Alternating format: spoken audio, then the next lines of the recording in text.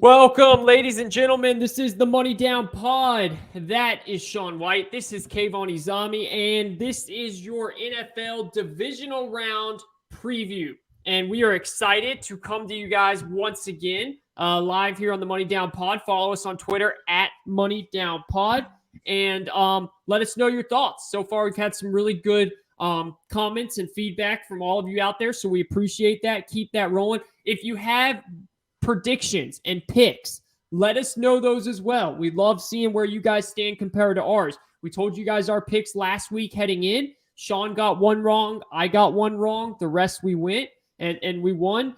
So we're still alive here. Both of our Super Bowl picks are still alive. And we will start. What we're going to do is we're just going to straight run down every single game, starting with the 4:30 Titans game, ending all the way with the best game of the day, of the weekend, in the Chiefs. And we'll go from there, and we'll see what you guys think. So, Sean, without further ado, let's get it started, man. This is a fascinating game. Titans, quiet number one seed. I mean, seriously, one of the most quiet, least talked about one seeds I can ever remember, against a very loud, young, cocky, confident team in the Cincinnati Bengals. What are your thoughts on this one?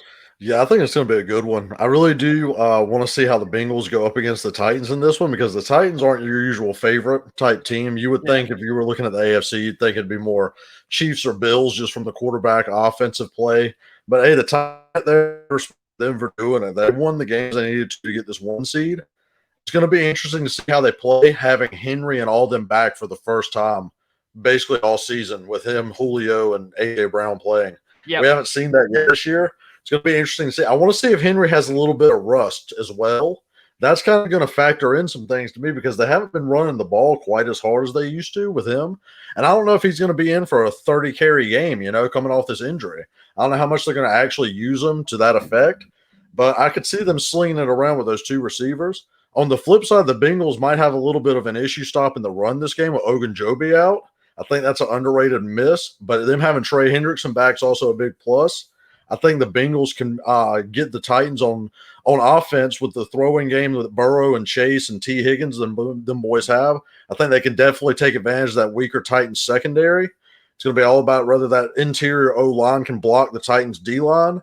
I think we're in for a good game. I kind of like the Bengals in this spot. I think it might be a little bit of their year to shock the world a little bit, make an AFC championship run. I like the swagger Burrow's putting off. And I like that. I like for them that, like I said, Henry isn't back fully. This is his first game back coming off the injury. I want to see how they play in it. But it's going to be a tight game. And I like the Bengals just barely over the Titans in this one. Yeah, look, everything you said is spot on. You hit it on the nail. It's going to come down. It's a fascinating matchup, because you have a team in the Titans that I just think is so well coached. I mean, Mike Vrabel is my coach of the year. We went through this. He is my coach of the year, what he has done. And to me, the reason why I'm not worried, because I heard a lot of talk today and yesterday about, will Derrick Henry coming back actually be, as crazy as it sounds, a downfall for the Titans, because the Titans go and try and lean on him so much? I don't see that. And the reason why is they didn't change it. When Derrick Henry went down, they didn't change anything. We all thought, oh, they're going to make it more pass happy. They just did the same thing. They just used different players. They split up the carries and all that stuff. I do think that they'll give Henry most of the carries, but I think they'll bring in Foreman a little bit. Like, I think the Titans play Titans ball. The thing that worries me is what you said with the secondary. The secondary has issues. And Joe Burrow, even though he's young, he knows how to exploit teams with issues and teams with a bad secondary. And when you have weapons like Jamar Chase, who I love his over prop in receiving yards, I think it's 71.5.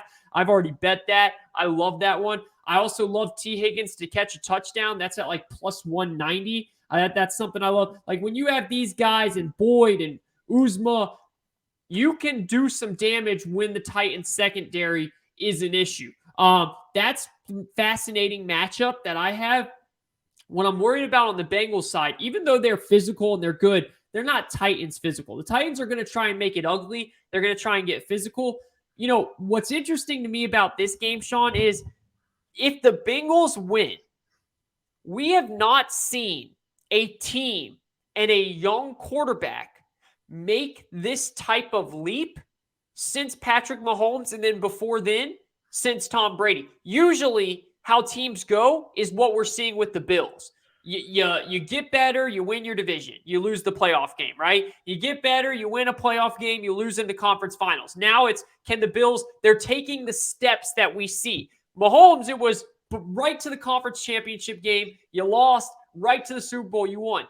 The Bengals, if they win this, man, they're doing that Chiefs leap. They're going right to the championship game. They're not having that go down, up. And that to me is fascinating because in the NFL, man, it's so rare when you see things like that happen with young quarterbacks and young teams. I'm leaning. Last week when we did our picks, I picked the Bengals to win. No, that's wrong. I actually had the Pats beating the Bills, which means that I had the Pats playing the Titans. And I had the Pats winning that game. So I was wrong on that. That was the one game I got wrong. I'm leaning towards the Titans in this game, which was what I was going to say is I know I picked the Bengals, but I'm leaning towards the Titans in this game. I think it's a close game. I think the spread is exactly right. I think it's going to be a 3-point game. I just think it's too much. And Joe Burrow, I'm not doubting him. He's going to be phenomenal. Again, you just don't see those types of leaps in the NFL. You got to fall down and go back up. And I think the Titans give them a little taste of the medicine on tomorrow, Saturday afternoon. What do you think of that? Yeah, I can honestly get on board with that. I think this is a toss-up game, really, It is, in my opinion, because I do think the Titans have the edge on coaching, and then they do have that physicality. Like I said, missing Ogunjobi really does hurt, especially with Henry coming back. He was a big part of that run defense for the Bengals because they kind of play a 5-by-2 instead of like a usual 4-3-3-4 type thing. So they're a little light on that D line, a little bit light in the back end with the two linebackers. They're going to have to really commit to stopping the run, which then will kind of let AJ and Julio do whatever they got to do. Yeah. At the same time, the quarterback advantage is definitely on that other side. I know there's a lot of Tannehill truthers out there that just love Tannehill. I haven't really seen Tannehill throwing people to victory. You know what I mean? He's more of a game manager. Yeah, he's a game manager type. He's definitely, I'd feel, the weakest quarterback left in the playoffs. Wouldn't you agree with that? Yeah. So that's just something that kind of worries me. So we got coaching on one side, we got quarterback on the other, and I just feel like Joe Burrow's on such a hot streak that he might just be able to outscore these boys out here. You know, I think he might can just throw them to victory, which would be possible. Got to watch that Titans ball control. I do like what you said about them kind of keeping Henry fresh by rotating him in and out. Yeah. I know a lot of people don't really know what's going on there. If anybody's going to be ready to come back, as much as I hate the Titans, it's going to be Henry. I mean, mad respect to him. If anyone's going to come back off an injury like he had and just be full ready to go for 30 carries, it would be him. I would just worry to do that because of the conditioning part of it. It's going to be a close game. I think Vegas has it right as well. I don't think you can go with the 3.5 because it will immediately get bet to the Bengals side. I think it's going to be around a 3-point game, go either way type. I had the Bengals before we started with it in the little bracket kind of thing we did. I'm going to keep it with the Bengals right here. I just think Joe Burrow's on such a hot streak. He's just going to outduel them in the end. Yeah, quick question, and then we'll move on here. Do you see this game as more of an over or an under type game, a shootout or a low scoring game? Depends on the number. Do you have the number? Yeah, I'm pulling up the number right now. Sorry, I should have had this up beforehand. We've got it at 47.5. Kind of. It's pretty right on. Yeah, it's about spot on because I can see the Bengals winning something like 28 to right there in the 20s. I see a 27-24. Yeah. I see that type of game. I'm picking the Titans 27-24. I think it's going to be a fourth quarter game. I think the home crowd gets it. I think it's an awesome game. I love that we're starting off the weekend with that game. And then we're moving in to the big-time Saturday night game, the Aaron Rodgers-led 13-3 for the third year in a row Green Bay Packers versus the 49ers. In my opinion, that we talked all last week ad nauseum at who had the most pressure. And both of us agreed, Stafford. While Stafford still does have pressure, nobody now has pressure on them like Aaron Rodgers. Aaron Rodgers has the most pressure on him now that we are in the second round moving forward. And the reason that is you have gone 13-3, 3 years in a row. You made it to the championship game 3 years in a row. You made this whole damn fuss in the offseason. It's time to get past that championship game. I know we're at the divisional game, which makes it even bigger. But the one thing, Sean, Rodgers' kryptonite has been these 49ers in the playoffs. What are your thoughts on this game? I think I might surprise you a little bit. I think the Packers beat them easily. I fully believe that. I think the Packers come out and just put the foot down on them immediately and just blow them out a little bit. Not like 30 points or nothing. I'm thinking like 10 to 14. I think it's a double digit game. I like the Packers here a lot because I do trust Rodgers. I think he kind of wants the pressure. He keeps talking like he doesn't usually do this. Like I know he loves to go at the media. He's going at him extra hard like this week still.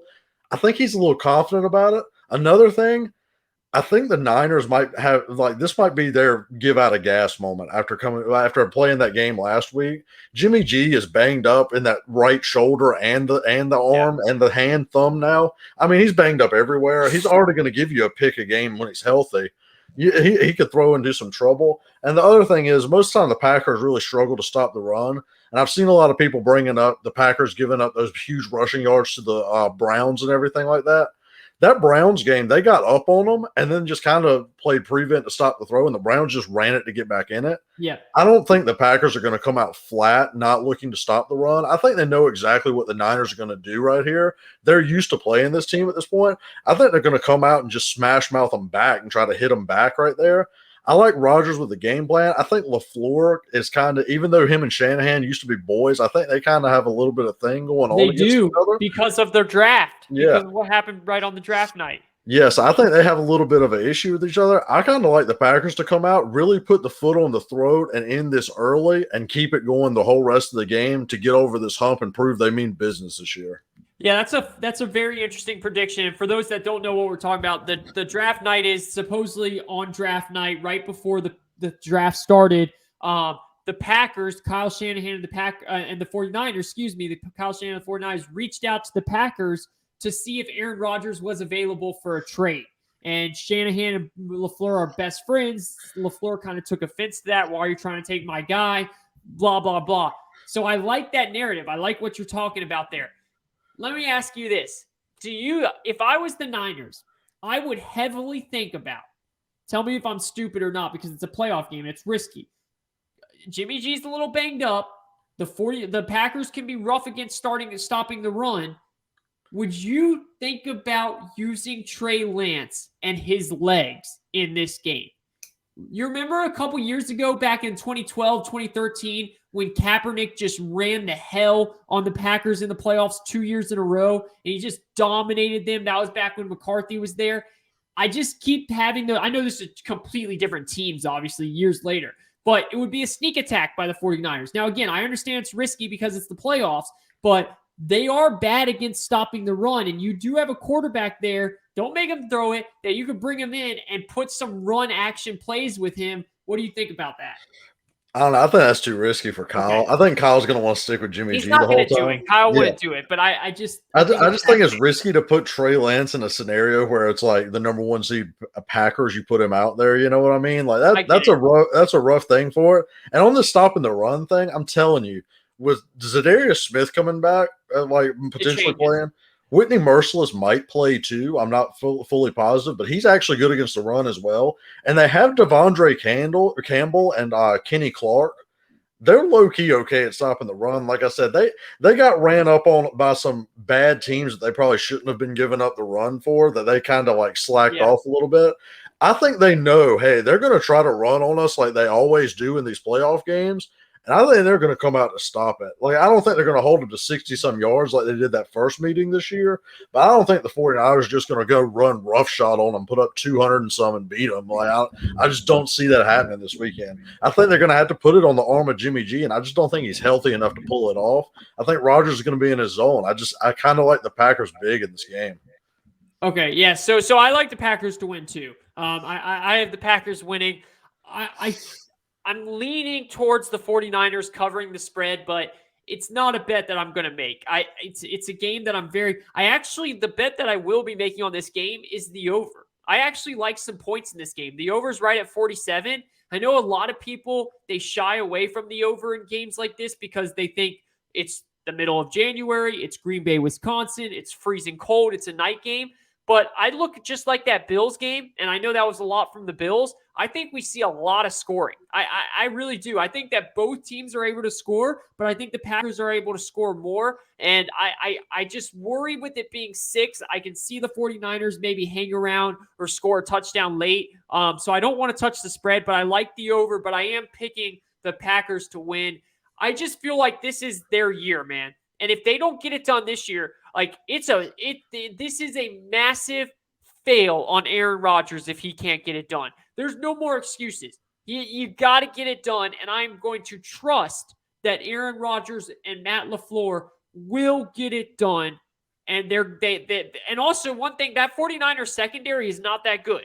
It's not that they've been playing well lately, but Devontae Adams and Alan Lazard, it's another guy I like for as a touchdown prop for plus money. I was literally going to say that. I was going to say Lazard's probably my favorite bet. For him to catch a touchdown, he's probably my favorite bet of the weekend. And it's like 195. It's like a really good bet. I love that one. I'm telling you, Rodgers should have a field day against that secondary. So I like the Packers to win, and I like the over as my bet for that. Let's move on to the Sunday afternoon game starting at 3 o'clock on NBC. You got the Rams at the defending champs. That spread is now at 2.5. You can obviously find some 3s somewhere as well. And that over-under is 48. The first 3 games you got right at 47.5, 47, and 48. Then the last game you got 54, which we'll get into in a minute. But that 48 over-under. Look, Sean, the story of this game is the injuries for the Bucs. Can that offensive line hold up against this pass rush? That is what I'll be looking at. What are you looking at in this game? That's exactly the correct thing to say. And honestly, I think that's why I lean Rams in this game. Not only are they injured on the O-line, they're injured at the 2 most important places to stop the Rams defense. Jensen being banged up with Donald lining up over him at the guard center area, that spells trouble right there. If Jensen can't get his feet and hands going to block Donald like that. And then Wirfs, as good as he is, he was going to need all of it to stop this Von Miller playoff Von Miller that's came out, because Von Miller apparently has been saving his energy for the playoffs, as we can tell, which He's we kind of knew that player. He's a big game. He plays big in big games, which we kind of knew he was probably coming over there to do that. Like it wasn't a regular season, let's try to make the playoffs type move. That was let's try to win the Super Bowl type trade. Yeah.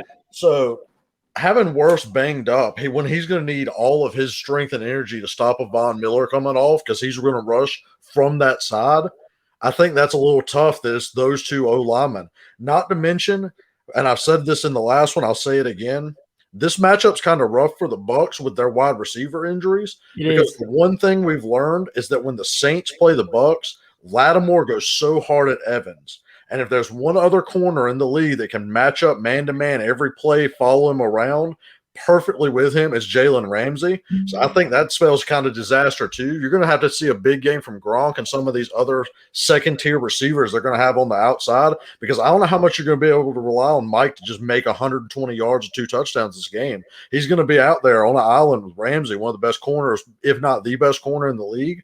So I do like the Rams matchup with the Buccaneers. On the other side, the Buccaneers secondary still does worry me, but the thing that kind of gives me a little pause is you can see that bad Matt Stafford come out at any time when he's under pressure, and Whitworth is out, which scares me a lot, the left tackle. I like the Rams in a close one in this game. When we were doing picks, I actually picked the Cardinals to upset them and then move on to the Buccaneers. So really it's just the Rams are in place of the Cardinals here, because when I said that, I said I liked either one of these winners going against the Bucs with all their injuries. Yep. I like the Rams in a close one here. I expect it to be kind of high scoring. But again, I feel like the Bucs could struggle a little bit scoring the ball too. So I'd watch for that. I think it stays close just because Tom Brady can't go against him, man. He's going to keep him in that thing. Yeah. Also, so Whitworth out and Brashad Perryman out. So another receiver for the Bucs that will be out, that I do think Brady actually had a lot of trust in too. So that a lot of people say it's Perryman, it doesn't matter. That is one that actually I think is noteworthy. Ronald Jones out as well, but Leonard Fournette is coming back. You're spot on. I had the Rams upsetting the Bucs, so I'm going to keep that prediction. But it does worry me because it's in Tampa and it's Brady. Now, The Rams have played the Bucs 2 years in a row now very well. They won earlier this year with Stafford, and they won in Tampa last year on Monday Night Football, I'm pretty sure it was, with Goff. So they've played Brady and the Bucs very well for 2 years in a row because they're able to do what you have to do if you want to beat Brady. They're able to do what the Giants did in those Super Bowls. They're able to do what the Falcons did for the first 3 quarters of that one Super Bowl, and that is get pressure on Tom Brady. If you can get pressure on Tom Brady, dare I say, he becomes a normal quarterback. I mean, and normal for him is like Aaron Rodgers still. And I mean, he's so good above everyone else that normal for him is still like really, really good. Obviously not Aaron Rodgers, but you know what I mean. When you get pressure on him, it changes everything. And the Bucs have the personnel to get pressure on him in all ways, from the edge, from the center, all of that. And because of that, I'm going to run with the history that says that you can use that to beat a Brady-led team. Now, Stafford, you're correct. You're spot on. Stafford's the one issue, bro.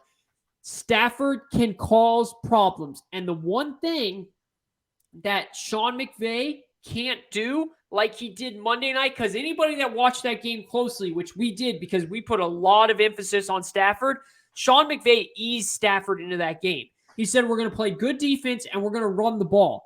And Cam Akers looked amazing. I mean, they looked so good running the ball. And he didn't put a lot of pressure on Stafford.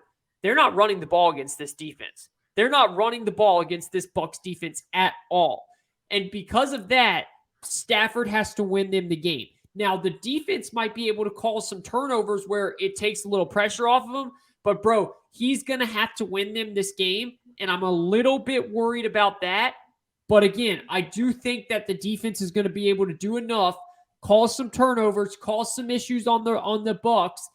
And because of that, I'm going to take the Rams in a close game. And I think that actually might be a lower scoring game. I just have a weird feeling about it. That's not my bet. I'm taking the Rams as my pick, but I think it could be a lower scoring game, 24-21, that type of game. But I'm rolling with the Rams here to put all their chips in the middle and to actually, because when you put all the chips in the middle like the Rams have, you got to cash out. You got to cash in on that bet. And hopefully they're going to be able to with all of their weapons here. I'm rolling with the Rams. Yeah, absolutely agree on your running point because they did, they kind of punked the Cardinals, man. That's what they did. They came out and punked them with Cam Akers. Nobody was ready for that. No. I mean, you're not going to do that to the Vita Vea and Levante David and Devin White. You're not going to do that to them. At all. Those two linebackers are going to hit Cam Akers super hard in the hole every time if that's the case. And I know Cam Akers is a beast, but that's two beasts coming downhill at you. You're right. It's going to come down to Stafford's arm, man. The thing that Stafford does have going for him, I don't see anyone on Tampa's team covering Cooper Kupp. No. And I really don't see anyone on their team covering Cooper Kupp with Odell playing the way Odell's playing on the other side. And he's playing great. And I like Odell to have another impact game. Yeah, I think that's a sneaky one to watch. Nobody's really saying anything about it, but Odell's been catching touchdown after touchdown now since he's been with Stafford. And I mean, if we really want to talk about an embarrassment of riches, if you're focused on those two, Van Jefferson's just going to hit you for 50 or 60 on one play. So I think they have the weapons. Stafford just has to stay under control, man. And like I said, you got to make sure you block these people up the middle. I know Whitworth's going to be out, so you have JPP and Shaq Barrett coming at you from the outside, but it's really up the middle you got to worry about with Stafford because that's where Tennessee kept hitting him. When they kept playing with Jeffrey Simmons up the middle, you've really got to worry about Vita Vea and these D tackles and Ndamukong Suh getting that pass rush up the middle on Stafford. I think if they can block that up, I think Stafford will step up in the pocket and find an open man because his receivers are just so good. Like I said, I'm leaning Rams on this one. It's going to be a great game. And I think for all the Jags fans out there, we're kind of hoping the Rams win so we can try to hire old Byron Leftwich to stop this mental crisis we're having without a coach. But I think I'm going Rams. We had to. It's been going on Twitter for long enough. The Jags fans know it, man. We all want Byron Leftwich, so we got to get him out of there so he can come get that interview and take the job.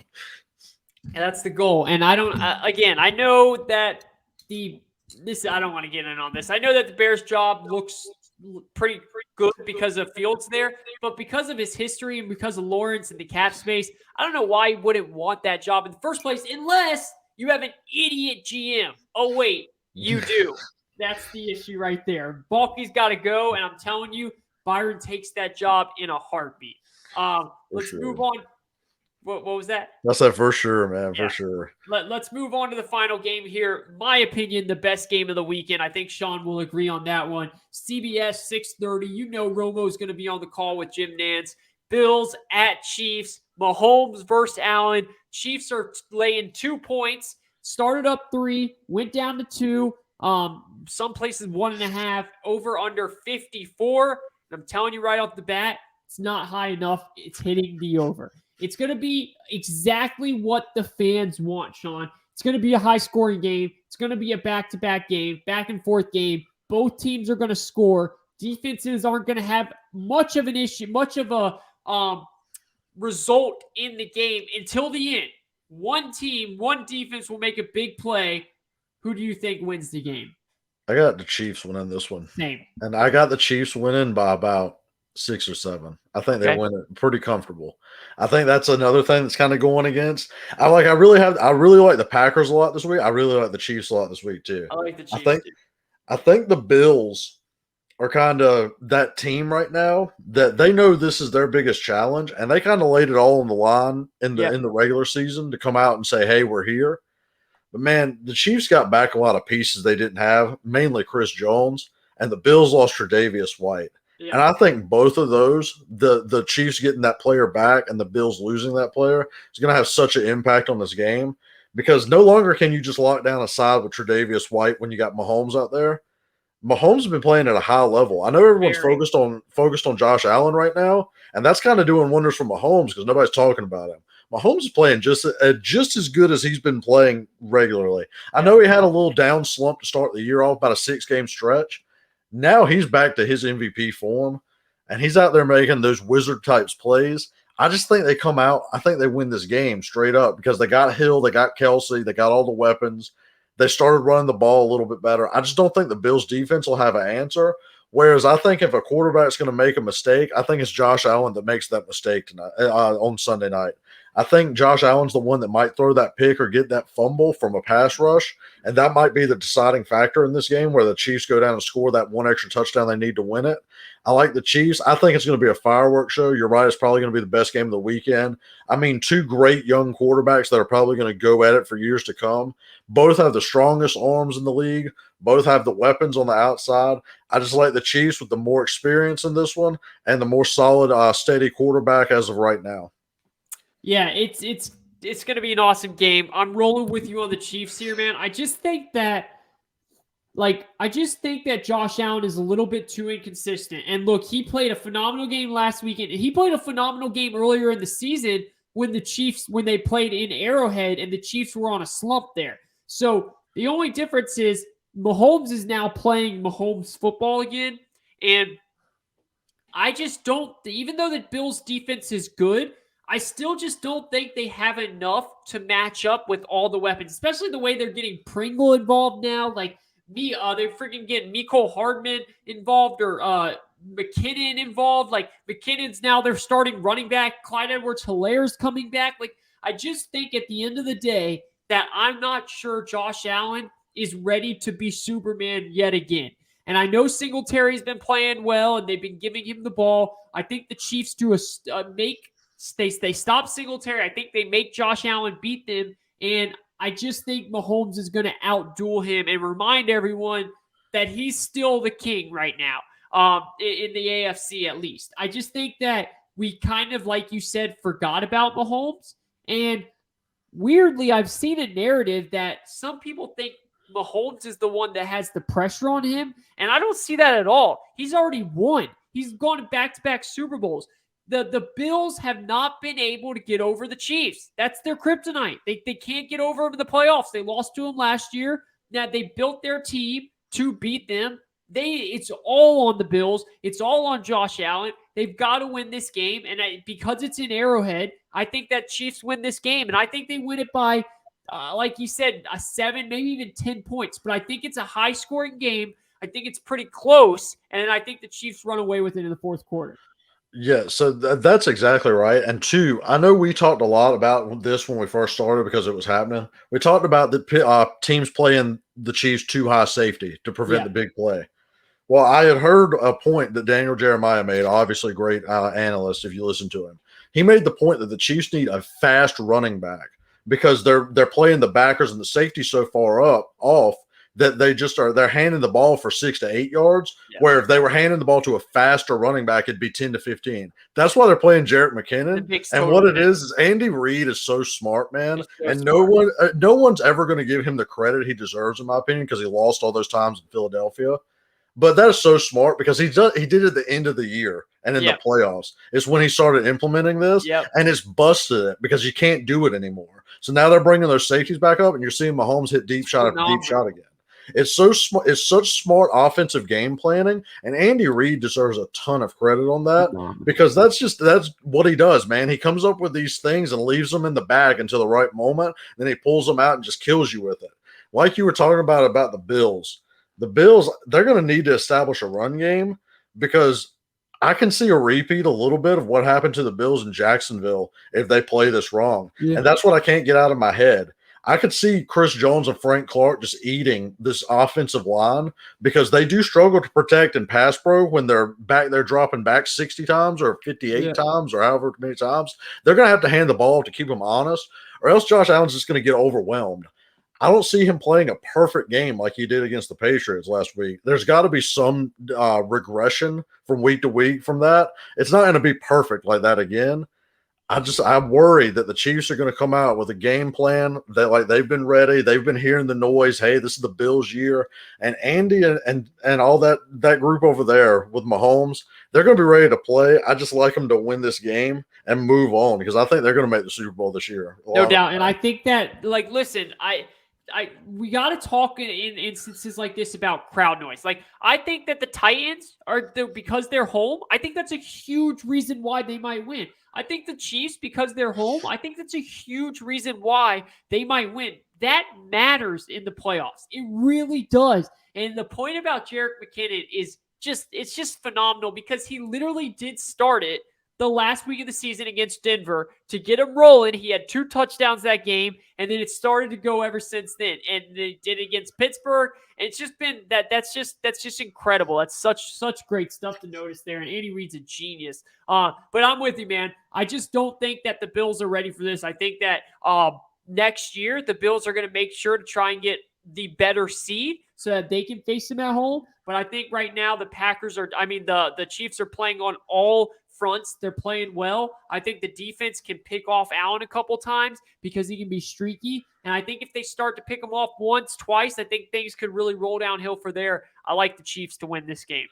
Yeah, I can definitely see the Bills going out because this is a really good year for guards and free agency. I can see them spending a ton of money on a guard just to shore up that interior line and then getting Tre'Davious White back. I feel like next year they have a better shot of it being their year, you know. I think that we're in the middle of a Patrick Mahomes dynasty type run where they're going to make a ton of Super Bowls right here before these young AFC quarterbacks starts coming for him and is thrown every year. We already have Allen gunning for him. Burrow's already on the come up. Herbert just missed the playoffs. We have the rookies crop coming up. I think that AFC is going to get a little wild, and I think Patrick probably sees that and wants to make sure he gets in this year while he's still the big dog on the block. I see it happening. You know, I see it happening this year. No doubt. Great stuff, guys. So those are our predictions of the game. Those are how we see it playing out. And that's kind of, do you have any like picks that you want to put out there, Sean? No, my main prop was Lazard. I love Lazard to catch a touchdown. I'd almost willing to bet Lazard catches the first touchdown if they can get the ball first. That's the only issue with the first touchdown. With the first touchdown. Yeah, so that's why it's such a long shot. But I feel like Lazard's going to be heavily involved because I feel like the 49ers are probably going to skew Adams to start the game and just not die to him early on in the game. And you can't really run on the Niners. I just feel like Lazard's that one to watch, like maybe a deep shot to him, low key, like around that 40, 45-yard line. I love him to catch a touchdown, though. That's my favorite bet of the weekend. Yep, absolutely love that one, too. I have 3 TD props that I love that I took. I took Allen Lazard to catch a touchdown. I took T. Higgins to catch a touchdown. Then I took a plus 300 Gabriel Davis to catch a touchdown for the Chiefs as well. Gabriel Davis has been catching a couple touchdowns. Again, I think it's going to be a high-scoring game, so I really like that. I also would look at Randall Cobb catching a touchdown. He's coming back. Rodgers loves throwing it to him as a little safety blanket in the slot. Those are the type of things I would look for on better prices. Obviously, Adams is going to have a great game, but he's like minus 150 to catch a touchdown. That's absurd. That's like his every game almost when Yeah. it's a big time game. Like, you don't want to make those tight. We're looking on value here, so those are some things that I love. In terms of actual spread and totals, my two favorite plays are over in the Packers game and over in the Bills and Chiefs game. I love those two overs. They're my favorite plays of the weekend. Something else I'll be playing as well. That is all. We appreciate it. Again, remember, next week on Monday, we will do our NFL rewind. Everything that happened over the weekend. We'll talk about it. We'll go over everything, every single angle you will hear here on the Money Down Pod. Then later in the week, whether it's Tuesday, Wednesday, whatever, we will do our second NFL draft show. We already did our first one. And ladies and gentlemen, the good thing about the draft shows, this is not news that is going to change by the weekend. These NFL shows, you got to watch them before the weekend because then all the stuff already happens and it would be pointless. Yeah, you're just coming back to see if we were wrong or not at that point. Yeah, you can do that, obviously. And I'm sure a lot of people do, knowing how the internet works, and that's fair. But these draft shows, nothing's changing for a while. So you want to hear something about the draft, go back and watch last week's, this week's, and then come back next week and break it down. We've got a lot of really interesting stuff. Me and Sean gave our top 15 prospects on this week's draft. Our big board, our prospects, the top 15, and then we'll do a lot more moving forward next week on the draft. Do you have something to say? No, I was saying that you can go follow us on Twitter. I know you've been putting clips up of it, and they were getting some views out there. I mean, we want to hear responses on Twitter, on YouTube, whatever you can show us. Let's hear some team needs, man. I want to see your team needs because we are going to eventually get to it, but it does take a little while for me to break down a lot of like Lions games. Say, like, I'm not out there watching the Lions every week. So a need I might foresee some expert Lions fan that watches them every week might be like, hey, but he played well toward the end of the year. That's someone they plan on keeping at that position. That it's that inside information that's important for us to know. So if you're a fan of a team, want to hear us talk about it, make sure you give us those team needs, what you're wanting to see out of your team in the draft, so we can talk about it along with just the prospect talk that we normally do. But yeah. So that's what I'm saying. No doubt. And like you said, we will eventually go through and give our opinions on each team needs when we do team breakdowns, but it makes it much easier if you guys tell us already who the team needs that your team needs, because then all we have to do is just tell you, oh, you can go for this prospect, because then we can just trust you because you're a fan. We know that. So yeah, and it makes it easier to point out when we're watching it too. So I can watch for that specific position or watch for that specific play and all that stuff. Like I don't have to sit there and worry about watching a certain position that you're already strong at. That's just kind of the helpful nature of it. Like I said, we want to give the best, most accurate information for you all. This draft show is very important to us. We put a lot of time and effort into it along with our other stuff. We're draft nuts, so we just love and enjoy to do this as well. So that's all we're saying. Just give us your team needs, your breakdown, give us your feedback. That's all we want to hear. Twitter, YouTube, any of it. Yeah, no doubt. And follow us at Money Down Pod on Twitter. Like and subscribe on any social or any podcast platform out there. It means the world to us, and we appreciate all of you guys for following along. And we will be back next week to break down everything that happened this weekend. Enjoy the game. Sit back. If you're a fan of one of the teams, I can't tell you to relax because I know that there's no way in hell I would be relaxing. But enjoy the moment because I would do anything to have my team playing this weekend. So lucky to you guys. Enjoy the moment. Best of luck. Have a safe weekend, and we'll talk to you next week.